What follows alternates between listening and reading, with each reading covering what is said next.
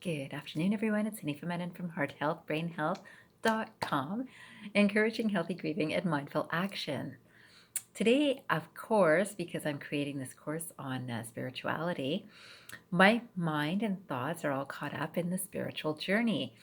And I was trying to think about what kind of things have affected my spiritual journey. And I do know that there's been a series of events that have happened in my life. And then my awakening was probably the biggest experience that allowed me to move more into this direction. And I thought about how there's a group of people that are on a spiritual path and they're so aware of this experience and this excitement behind this experience that it's almost not needed to have explanations about it. And there's another group of people that really doesn't understand, but it looks kind of interesting or out there, and they're curious about it. There's, of course, a lot of people teaching about this these days. There's a lot of people talking about this. I find that there's a certain number of people, I guess this always happens, that learn the buzzwords and then apply the buzzwords and maybe don't feel the buzzwords. And the buzzwords in terms of spirituality, of course, everything has its own language. When I used to do naturopathic medicine, of course, there were the buzzwords in that. There became, orthomolecular medicine. There was a focus on nutrition at a point. There's Chinese medicine. There's TCM. There's so many different things that become kind of the buzzword experiences at the time in any particular profession or direction. So I find that spirituality has this too. I also find that it's a little amusing because the journey is so individual. And so I found this quotation today by Ram Dass that seemed to explain this, I guess. This quotation says, "The spiritual journey is individual, highly personal. It can't be organized or regulated. It isn't true that everyone should follow one path. Listen to your own truth." So that's a lot of things said in one statement, right? So I'll read it again to you for you to ponder. Here it is. It says, "The spiritual journey is individual, highly personal. It can't be organized or regulated. It isn't true that everyone should follow one path. Listen to your own truth." And I so believe this truth because there's so many different ways that people can look at spirituality. Some people can look at it through the eyes of religion. Some people can follow a particular speaker. There's so many speakers out there. Of course, Ram Dass was one of these speakers. We can think of, he had gurus, so he was following more of a Hindu perspective. There's Buddhism. There's spirituality that has no actual link with any sorts of religion. There's all sorts of teachers out there, right? So, and there's all sorts of people who are learning, and I truly believe that people find the path that's right for them. Now, interesting is when people want to hear about it. It's not an interesting, it is very interesting. It's not easy, I'll say. It's not an easy experience to define or to explain to people because it's so individual. So in this process, though, there is very much, I'll say the bottom line would be about know thyself. So in terms of when people are on a spiritual journey, it's about understanding ourselves. And with understanding ourselves, then we can start understanding others. So I come back to my journey was very much about understanding emotions and then helping people understand their emotions and how they're contributing to their health. And then you start going a little bit deeper. No matter what area you focus on, you have an interest in, you'll probably notice this that it doesn't matter which area of your life that you're very interested in. It could be your profession. So I could say an engineer might know a certain level of superficial information and then we'll want to get a little bit deeper. Well, what makes this work and how could I make this work this way? And then they'll go a little bit deeper than that. So all of these things will have a depth and an expansion the more we focus and try to learn about it, which includes ourselves. So we have this depth that we get into and an expansion through spirituality.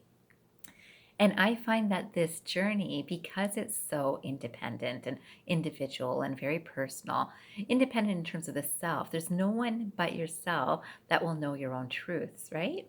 And if we are brave enough to really face our own truths or understand our own core values or understand whether we're actually practicing those values or whether we're actually appreciating those values in others, all of the things that will feed us in a way that helps to build us in the most positive way. And then that builds, again, understanding of others and the sense of unity. And this journey, again, I find there's so many people who do not understand the need almost for pulling away to go within. Because if you're in friend circles or groups of people regularly, it's not so easy to do this. Even if you have one single best friend that you speak with daily, you will not find that you'll be able to go into the depth that you would be able to do if you were having more individual time or independent time. And this, of course, is perplexing to good friends or maybe family sometimes because people are expecting a person to be who they've always been. Yet when we go on a spiritual journey, we're changing or remembering who we really are at our core, what our life purpose is, what our journey is for our soul. And we try to become in alignment with that experience through thought, word, and action. And this is something that takes a little bit of focused attention, mindfulness, and an awareness of this is my journey. This is the path that I'm on. This is what I'm trying to master. And I find that seekers are very aware of this experience because it does set them apart a little bit from friends that they might be very close to or family that they might be very close to that suddenly don't think that they understand their friend or family member so much.